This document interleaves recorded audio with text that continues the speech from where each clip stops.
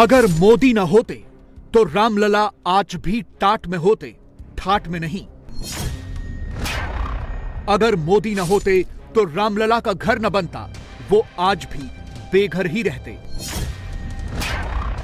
अगर मोदी न होते तो अयोध्या न सजती, वो आज भी गुमसुम ही रहती।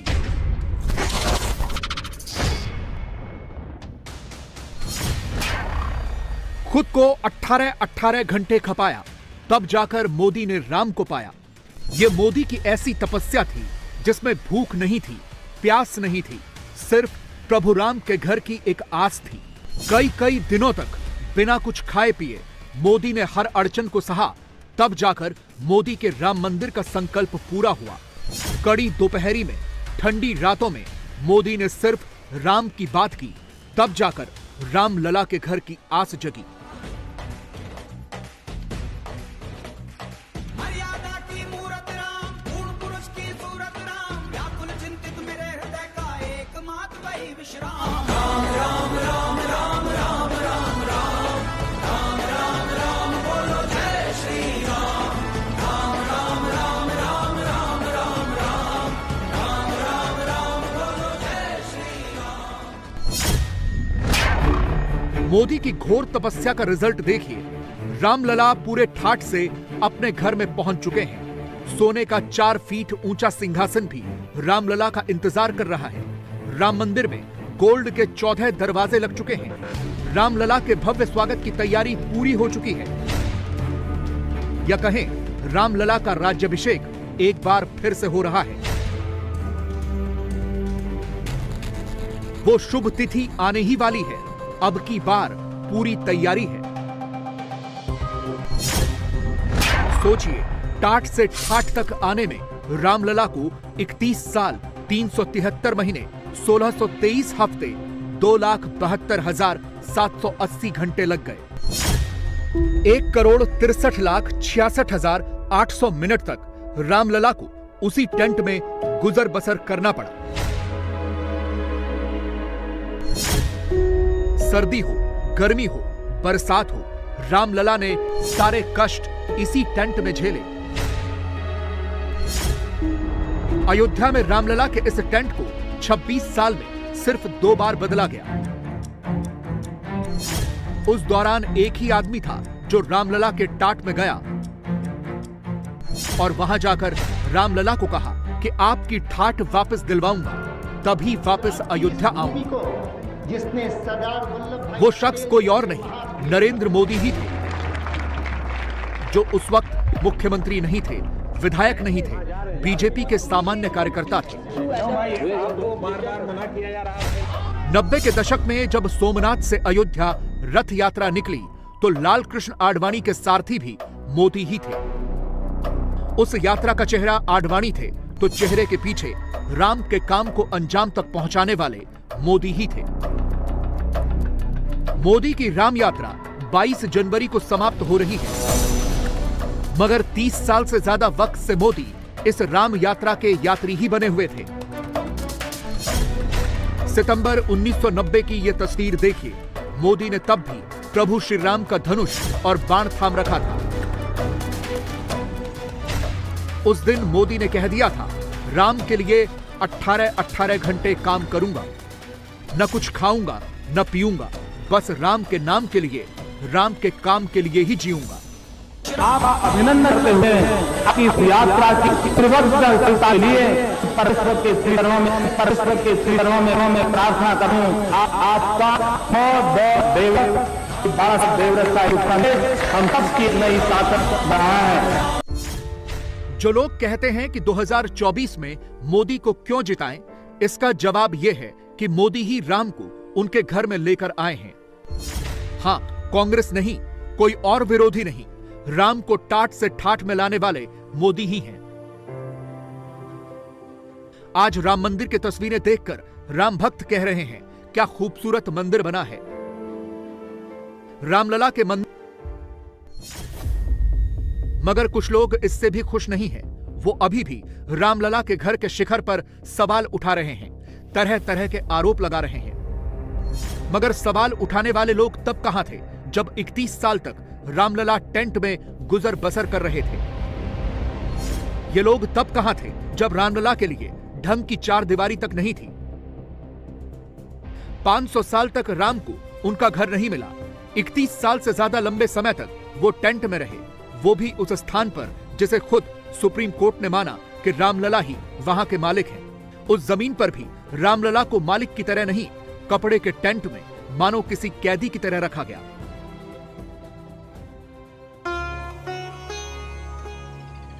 मगर आज तस्वीर बदल गई है। आज रामलला की ठाठ ऐसी है कि उन्हें 56 भोग अर्पित किए जा रहे हैं। जो लोग ये पूछ रहे हैं कि यह कैसे मुमकिन हुआ, उन लोगों के लिए एक ही जवाब है, यह मोदी की वजह से ही मुमकिन हुआ। 6 दिसंबर 1992 को रामलला टेंट में विराजमान हुए और उसके 27 साल 8 महीने बाद 10,104 दिनों के बाद 5 अगस्त 2020 को मोदी ने राम मंदिर का भूमि पूजन करके सालों के प्रयास के बाद रामलला के घर की आस दिलाई। और यह भी तय मानिए कि अगर मोदी न होते तो राम को उसी टाट में रहना पड़ता। अगर मोदी न होते तो रामलला को टाट से ठाट में आने के लिए अभी और लंबा वक्त गुजारना पड़ता। मुझे तो मेरी दृष्टि में ये मूर्त है कि नहीं, शिखर पूरा हुआ कि नहीं, कोई आ रहा है कि नहीं, कोई नहीं, मेरी दृष्टि में मेरा राम है। केवल मैं राम को देखकर उत्साहित हूँ, परमानंद में हूँ। जो राम इतनी सालों से जो प्रतीक्षा में थे, वो राम मेरे केंद्र में है। बाकी और चीज़ों से मेरा कोई लेना देना नहीं। पूरे देश को इस तरह जागृत करना बहुत कठिन है। ये राम की इच्छा से हो रहा है और जो निमित्त बन रहे सब यशस्वी बड़भागी है। जो इसमें निमित्त बने ये सब साधुवाद के पात्र है। बिल्कुल उसको भी हम आदर देना चाहेंगे, क्योंकि ये नहीं होता तो ये नहीं होता और कितने साल प्रतीक्षा करनी पड़ती।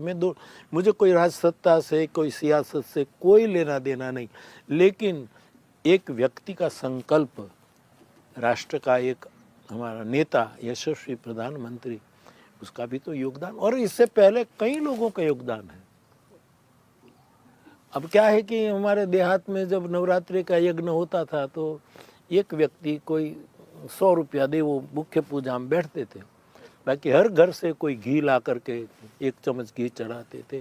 पूरा देश इस प्रेम यज्ञ में अपनी अपनी आहुति दे रहे, लेकिन प्रधान रूप में यशस्वी प्रधानमंत्री दे रहे हैं, तो यश तो उसको भी मिलना चाहिए। कोई तो निमित्त बना है।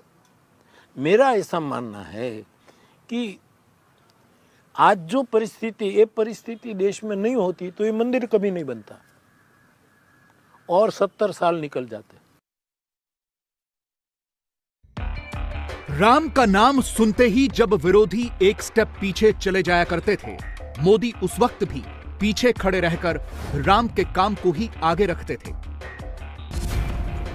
यानी राम को टेंट से निकालने का आगाज भी मोदी ने किया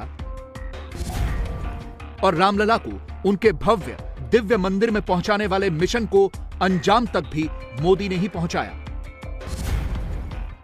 प्रभु राम के प्रति मोदी की निष्ठा से जुड़ा एक ऐसा ही किस्सा 14 जनवरी 1992 का है। यह तस्वीर उसी वक्त की है। साल 1992 की 14 जनवरी यानी वो तारीख जब मोदी राम के काम से अयोध्या पहुंचे थे और जानकी महल ट्रस्ट के इसी रूम नंबर 108 में ठहरे थे, वो भी बीजेपी के एक साधारण कार्यकर्ता की हैसियत से। मोदी उस वक्त बीजेपी के नेता मुरली मनोहर जोशी के साथ अयोध्या में थे, लेकिन अयोध्या में रहते हुए उस वक्त भी मोदी ने वहां एक पूरी रात नहीं गुजारी। प्रधानमंत्री ने उसी वक्त कसम खाई थी कि तब तक अयोध्या नहीं लौटूंगा जब तक यहां भव्य राम मंदिर का निर्माण नहीं हो जाता। मोदी ने इस कसम को बखूबी निभाया। वो तब कहते थे कि मंदिर वहीं था, वहीं है और वहीं बनेगा। और समय का फेर देखिए, मंदिर वहीं बन रहा है, उसी स्पॉट पर बन रहा है और 22 जनवरी को मोदी के हाथों रामलला की प्राण प्रतिष्ठा भी होने जा रही है। और इसमें सबसे बड़ा योगदान नरेंद्र मोदी का ही है। मोदी की वर्षों पुरानी प्रतिज्ञा, मोदी का संकल्प अब साकार हो चुका है। एक व्यक्ति की विल पावर थी ये, हालांकि कोई भी काम होता है बहुत कलेक्टिवली होता है। इतने कई लाख, जैसे बताया गया है कि कई लाख हिंदुओं ने अपनी बलिदान दिया इस काम के लिए, कितने लोगों ने, कितने संतों ने अपना बलिदान दिया। लेकिन अब जब ये सारी चीज़ें हो गई थी, जब सुप्रीम कोर्ट का फैसला आ गया था, उस वक्त जिस तत्परता से ये सारे काम हुए हैं, उसके पीछे जो श्रेय जाता है वो हमारे प्रधानमंत्री श्री नरेंद्र मोदी जी को जाता है। जैसा कि अभी हमने सुना, उन्होंने 38 साल पहले ये कहा था कि जब राम मंदिर बन जाएगा तब मैं अयोध्या जाऊंगा। तो उस आदमी ने, उस व्यक्ति ने कितनी उसमें शिद्दत रही होगी, कितनी इंटेंसिटी रही होगी उस व्यक्ति में राम मंदिर के प्रति। और आज जो उन्होंने जो हमारे देश के लिए भी किया है और जो राम मंदिर के लिए जिस तत्परता से ये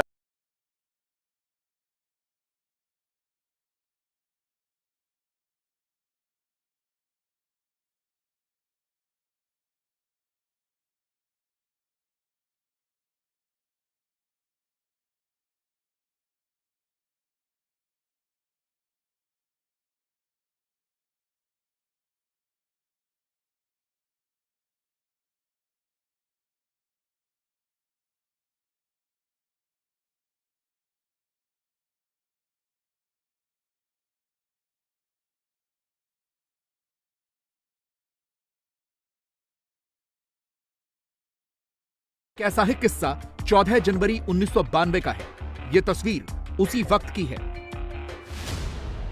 साल 1992 की 14 जनवरी, यानी वो तारीख जब मोदी राम के काम से अयोध्या पहुंचे थे और जानकी महल ट्रस्ट के इसी रूम नंबर 108 में ठहरे थे, वो भी बीजेपी के एक साधारण कार्यकर्ता की हैसियत से।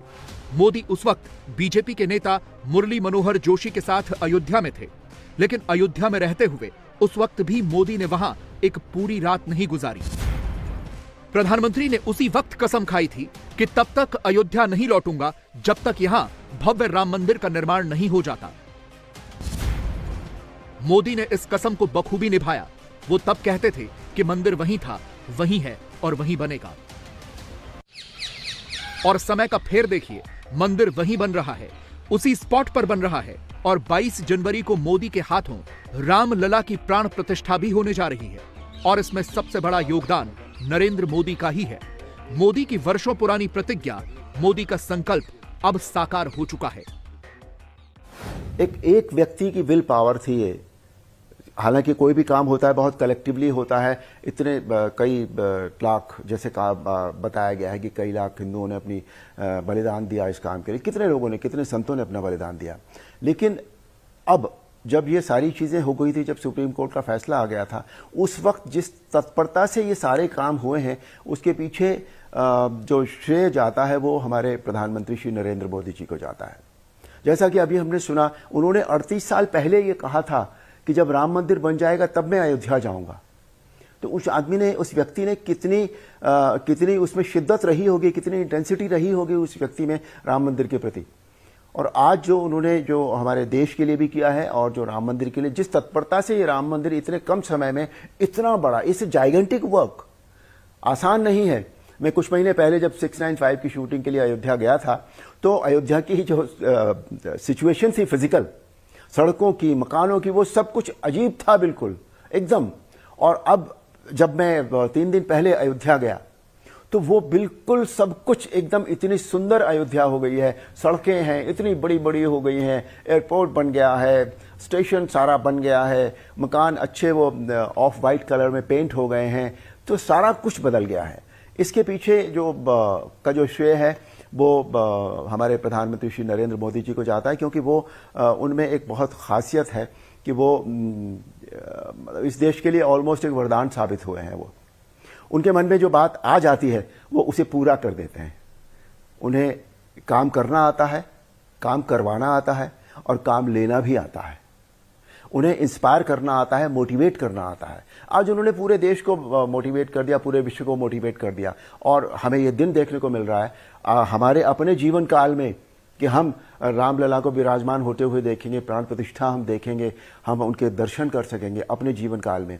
ये जीवन की बहुत बड़ी घटना है।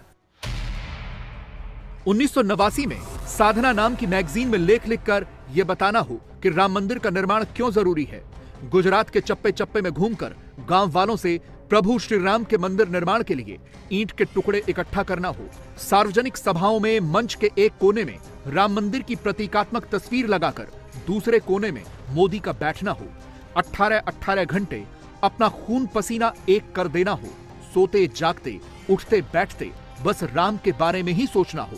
मोदी ने अपने आराध्य प्रभु श्री राम के लिए हर वो काम किया जो शायद किसी और से ना हो पाता।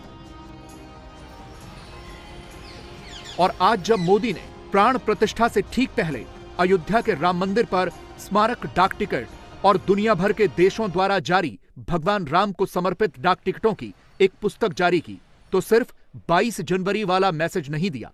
मोदी ने 22 जनवरी से आगे की बात कही। भव्य राम मंदिर और प्रभु श्री राम भावी पीढ़ियों का मार्गदर्शन कैसे करेंगे, मोदी ने अगली पीढ़ी को ऑन कैमरा इसकी जानकारी अभी से दे दी है। मैं देश विदेश के सभी राम भक्तों को, सभी देशवासियों को बहुत बधाई देता हूं। पोस्टल स्टैंप्स विचारों, इतिहास और ऐतिहासिक अवसरों को अगली पीढ़ी तक पहुंचाने का एक माध्यम भी होते हैं। इन टिकटों में राम मंदिर का भव्य चित्र है, कलात्मक अभिव्यक्ति के जरिए राम भक्ति की भावना है और मंगल भवन अमंगलहारी इस लोकप्रिय चौपाई के माध्यम से राष्ट्र के मंगल की कामना है। इनमें सूर्यवंशी राम के प्रतीक सूर्य की छवि है, जो देश में नए प्रकाश का संदेश भी देता है। जो ये स्मारक डाक टिकट जारी किए गए हैं, उनसे हमारी युवा पीढ़ी को भी बहुत कुछ जानने सीखने को मिलेगा। साथियों, भगवान श्री राम, माता सीता और रामायण की बातें समय, समाज, जाति, धर्म और क्षेत्र की सीमाओं से परे हर एक व्यक्ति से जुड़ी है। जब तक पृथ्वी पर पर्वत हैं, नदियां हैं, तब तक रामायण की कथा, श्री राम का व्यक्तित्व लोक समूह में प्रचारित होता रहेगा।